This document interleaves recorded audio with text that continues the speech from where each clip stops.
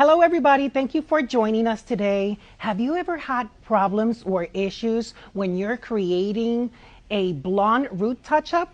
Well, today I'm going to give you a few pro tips and tricks to create that beautiful platinum blonde you're looking for. So come on over.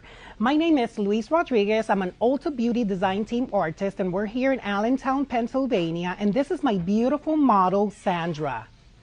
And as you can see, Sandra, if you want to get closer to her hair, Sandra has a natural level 4, but she has about 75% natural sparkle, as I like to call it. And so you can see how here her natural level, it's a level 4 with existing natural sparkles or gray hair, if you will. She also has a line of demarcation, and today my main goal for this platinum root touch-up is going to be to even out her hair and to match her existing color, as you can see here, which is a beautiful level 10 natural blonde.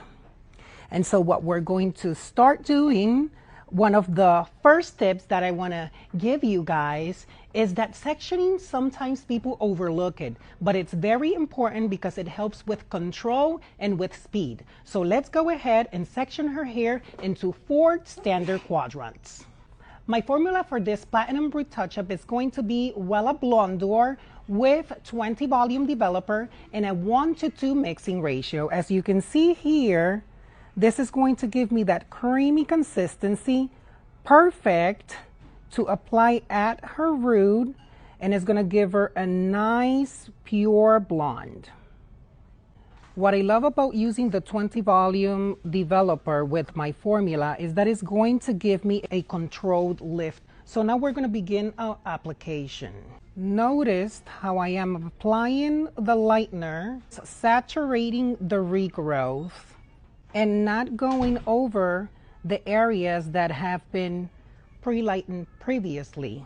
This is going to ensure that there's no banding, because if we apply the product over where it has been pre-lightened already, that is going to cause banding, and it's also going to create breakage. So you want to be mindful of where you're placing that color, and also notice how I'm just placing the color. I am not dragging the color out. I am just lightly pressing that color in and letting it be. Sandra, could you turn your head downward for me, please? Thank you so much. Oh yes, you can definitely see this real clear here. Notice how I am saturating the regrowth only. And we're applying color like we're applying icing on a cake so that this develops evenly.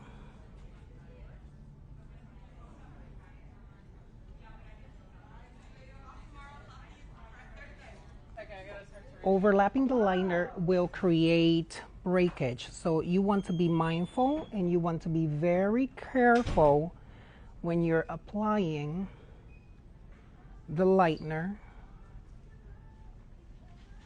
We're going to go ahead and we're going to outline these quadrants very beautifully.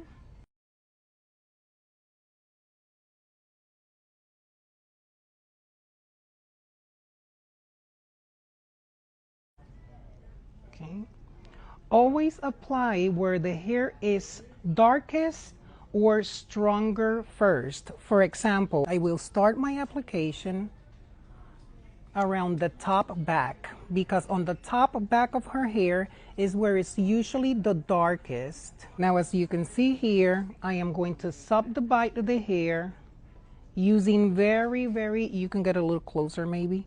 I'm subdividing the hair with very fine sections, subsections that you can even read a book through. As you can see, you can still see my finger behind the hair. And we want to apply that lightener all the way up to where the band is, the previous band that she has. And so here we are using super fine sections. So fine sections are going to help not only with saturation, but also with control. So as you can see here, we're going to apply color in both sides, making sure those hair strands are completely saturated. In terms of the application, you want to make sure that you are grabbing speed, because if you are super slow, this is going to create also unevenness, because it's going to process here for a lot longer than on the rest of the hair. So speed is important when doing this type of service.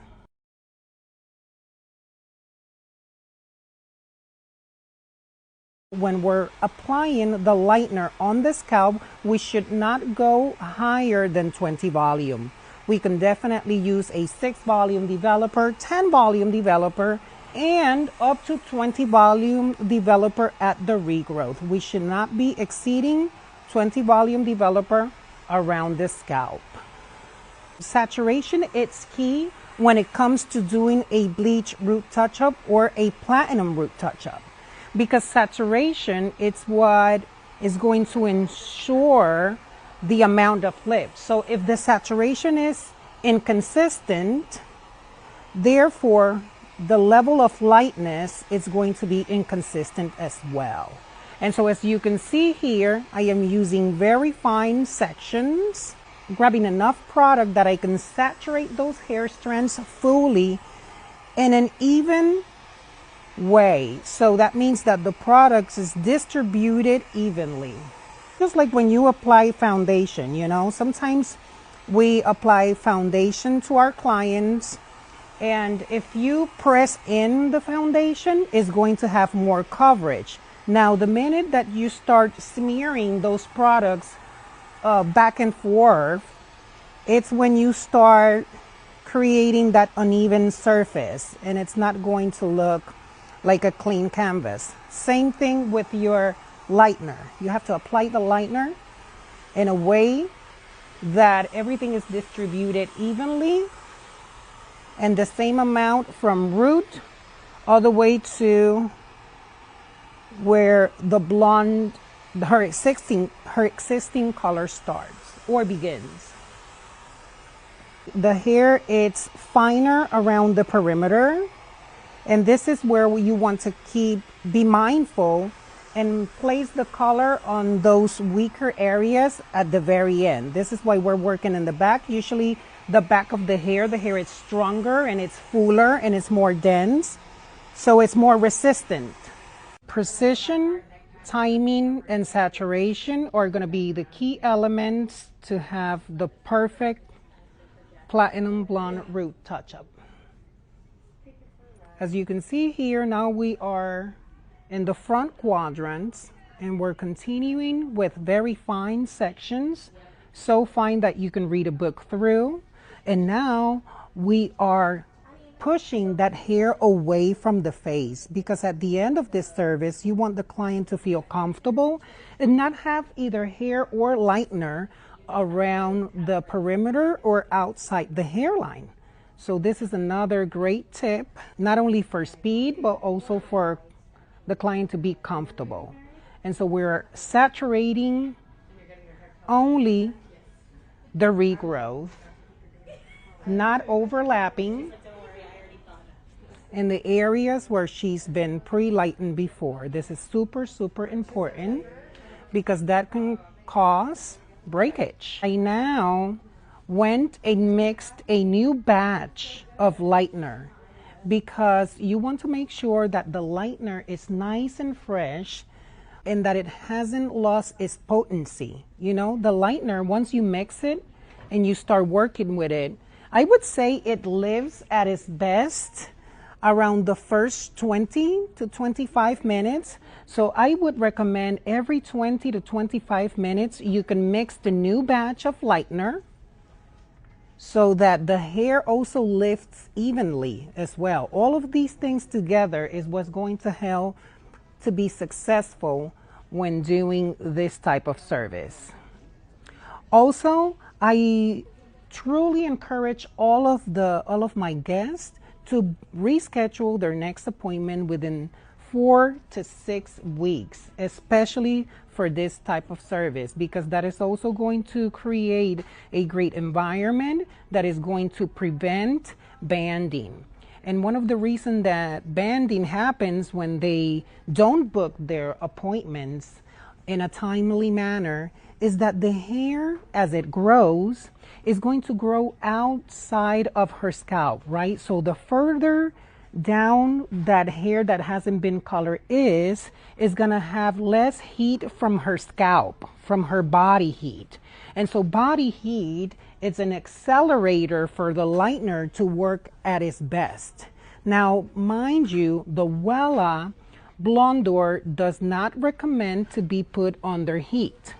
Now, you can use a plastic cap as a heat source, but that is one of the reasons why us professionals recommend our clients to come in every 4 to 6 weeks to get touched up, because the further that those roots are away from the scalp, the less heat is going to have, and therefore it's not going to lift evenly. So those are some of the reasons why we need to keep up with our guests and also educating them. When they come to our salons to ask for a platinum blonde, you want to be, educating your guests and letting them know that this is going to be a high maintenance type of service. So, you want to make sure that this match their lifestyle and their budgets, because that it's important. That is part of our jobs as professional hairdressers. All right, and here, as you can see, we're getting close to that hairline. We're already at the hairline. We're still using very fine sections, applying that lightener away from the face. So at the end of this service, her face is free from product, and the product is only touching where it needs to be, where the regrowth is.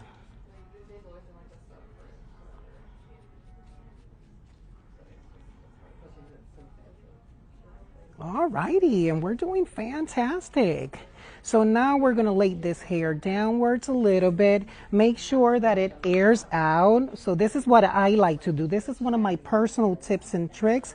I like to sort of like push that hair out and put it at its natural form without disturbing the clients. And this is going to allow some of the air to go through that application and that lightener, therefore process really nice and evenly. Now we're going to go ahead and we're going to finish our last quadrant, and then we're ready to process. You can process this lightener for up to 50 minutes, but when it comes to this type of service, I like to keep an eye on it, and every 5 to 10 minutes I will go ahead and check for the desired amount of lightness.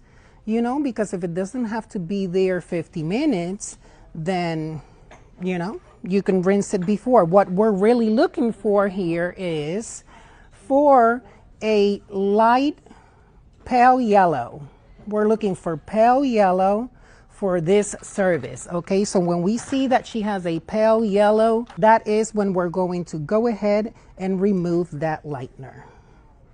So as you can see here, guys, it's very important that we put that product in there. Like, I'm not pressing too hard, but I'm just making sure that the area where she has new growth is the area that is getting that lightener application. Here, she has a little bit more of that natural sparkle, so it's a little bit harder to pinpoint where her regrowth is. We know that it's about half an inch of new growth. We know that we don't want to go past that.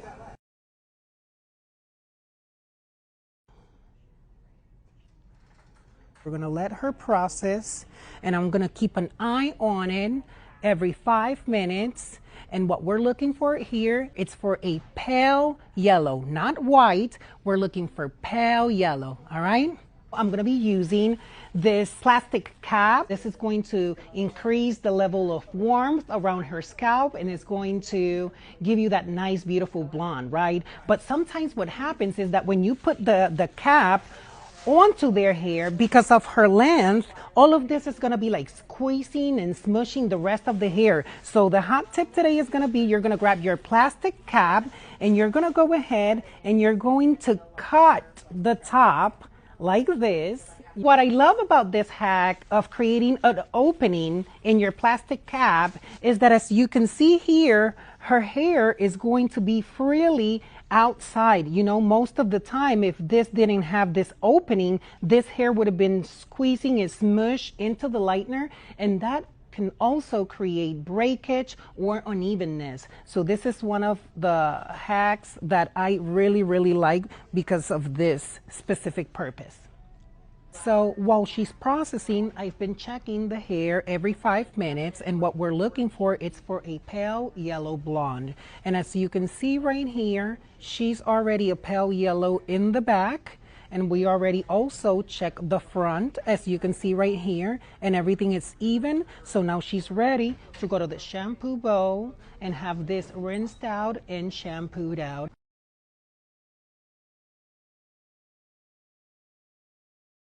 All right, everybody, so here are the final results. This is my beautiful model, Sandra. As you can see, if you want to get closer, as you can see, her roots look fantastic. We were able to match her regrowth to her existing color and give her that beautiful natural blonde. For her toning, what we did is that we mix equal parts of a little bit of gold and violet together to give her that beautiful iridescent mermaid-like blonde, and now she is ready for the party. Remember, guys, that if you want to learn more, you can definitely follow me on my social medias, on Instagram at @LuisFernando_hair, and for my Hispanic Latinos out there, si tú quieres aprender más educación en español, por favor, deja un comentario aquí abajo que quieres más educación en español para que nosotros podamos proveer eso para ustedes.